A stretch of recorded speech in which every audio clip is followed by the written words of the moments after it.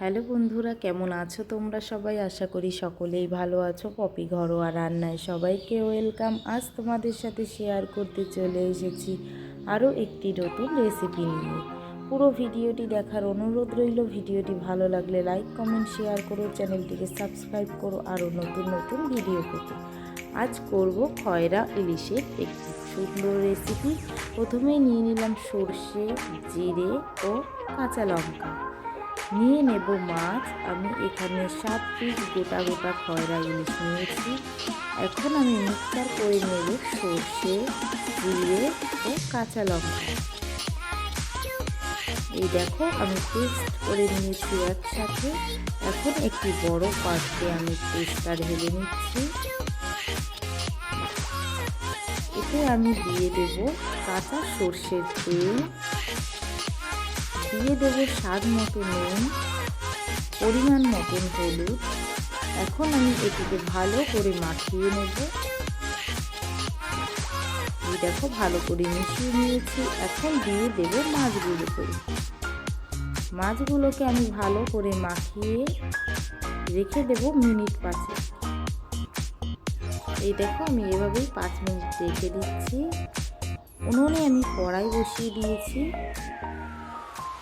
কড়াইটা গরম করেই আমি দিয়ে দেব কড়াইতে সর্ষের তেল।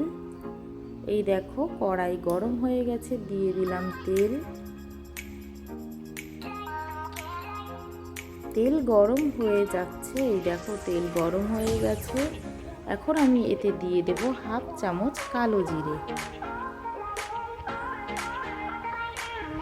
এখন আমি দিয়ে দেব মাখিয়ে রাখা মাছগুলোকে। এই দেখো মশলা শুদ্ধ মাছগুলোকে আমি দিয়ে দিয়েছি কড়াইতে। এখন এভাবেই একটু ভেজে নেব। 2-1 মিনিট পরেই আমি উল্টে দেব সব মাছগুলোকে।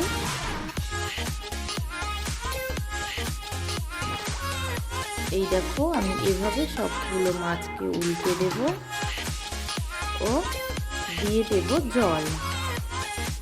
মাছগুলোকে আমি উল্টে নিয়েছি। এখন আমি এতে দিয়ে দেব 1 কাপ মতো জল।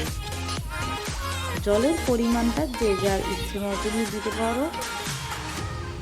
একটু গাঢ় গাঢ় তরকারিটা হলেই ভালো হয়, তাই আমি এখানে 1 কাপ মতো দিয়েছি।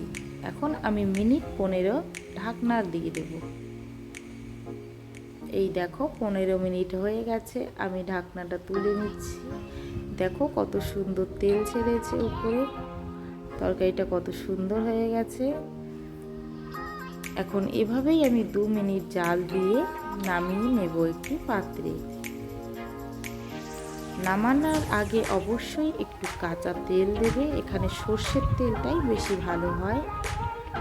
আমি এখানে অল্প পরিমাণে সর্ষের তেল দিয়ে দিচ্ছি।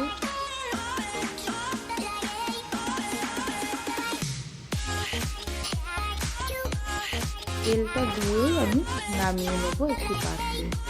এই দেখো বন্ধুরা কত সুন্দর কালার এসেছে, খুব সুন্দর গন্ধ বেরিয়েছে। আশা করি খেতেও খুব ভালো হয়েছে। তোমরা অবশ্যই এইভাবে করে খেও।